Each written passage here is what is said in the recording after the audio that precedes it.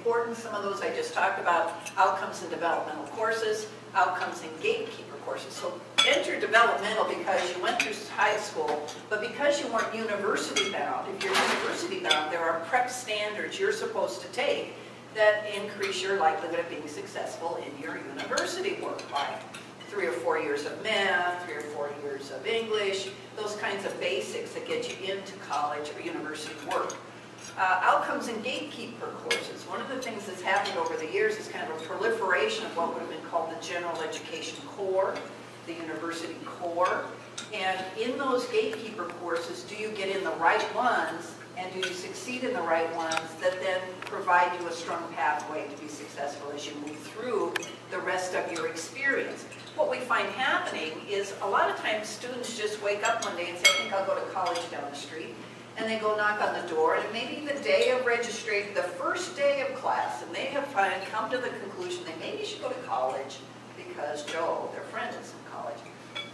Well, by that time, all the courses they should be taking for strong preparation and success are already gone, but an advisor doesn't say go away until next term. They say, okay, we've got a course for you. And they get into a course they shouldn't be in or whatever.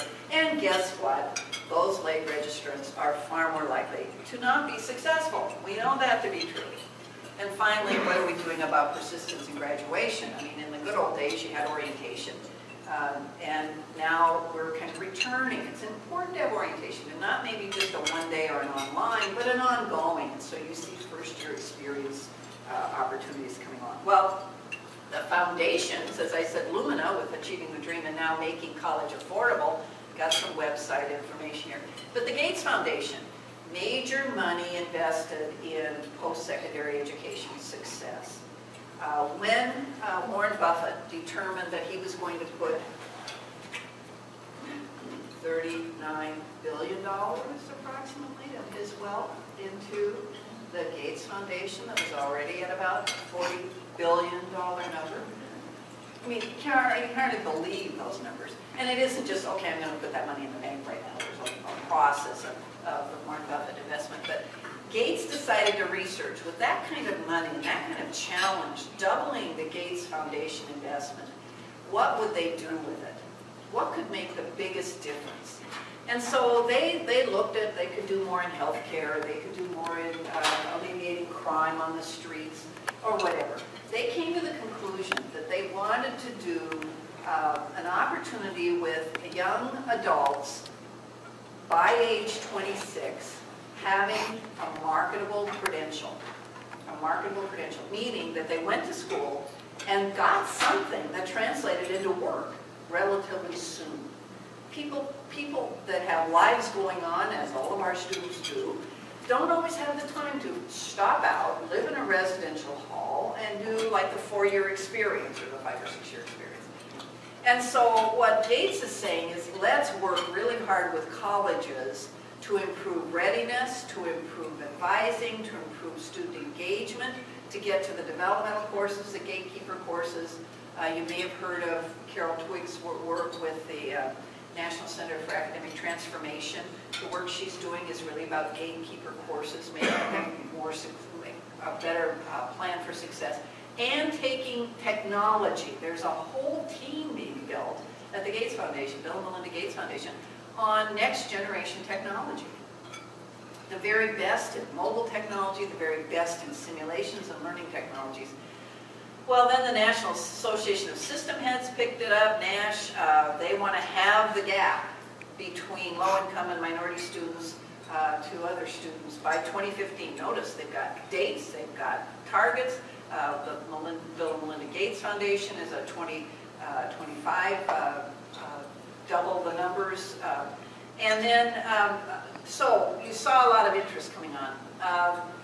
President Obama started strong with a big college initiative that he thought he moved through after he moved all those other big things through, and of course that didn't quite get the same leverage because it took so long to do some of the other things. But the Department of Education does have money, big money, going out in terms of hundreds of millions of dollars in investing in innovation, the I3 fund. Also the idea of Race to the Top, funds in K-12, and then a major leveraging for every state to have statewide data systems. major statewide data systems. And we all have data systems. Sometimes we have more data and we know what to do with it. But this is a statewide P20 kind of data system that now links up your K-12 with your post-secondary, so that you can kind of track students who took courses here were more likely successful, or students that took courses there were more likely placing into developmental.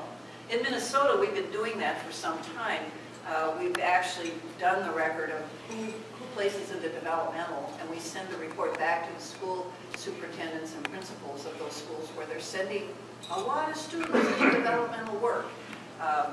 So, more information. Well, we started talking about analytics because, of course, business talks about analytics. And so this is a very good book, Competing on Analytics, by Thomas Davenport and Eugene Harris. And they look at what are you doing in what context and how you report what you've analyzed. So are you doing a standard report about what happened? Are you doing some ad hoc reports like, okay, how many needed developmental? If you were querying down, we would say who needed developmental from this school in math and what was going on if you tracked it to teachers teaching that math, maybe. And then what actions are needed. What interventions can you do?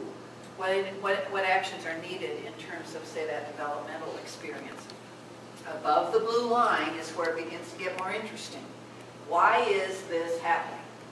So can we go to that school district and say, why is it that 50% of the students coming out of this series of math programs systematically over the years continue to need developmental math? What if the trends continue? A lot of problems, because if math as a key gatekeeper course doesn't cause success for students, more and more will not persist and they'll drop out. What's the best that can happen? And here's a beautiful question. What's the best that can happen? Can we have the achievement gap by X? That's the best that could happen, to mean that those minority or at-risk students begin to perform at the same levels in terms of attending college, persisting in college, graduating from college, and getting work.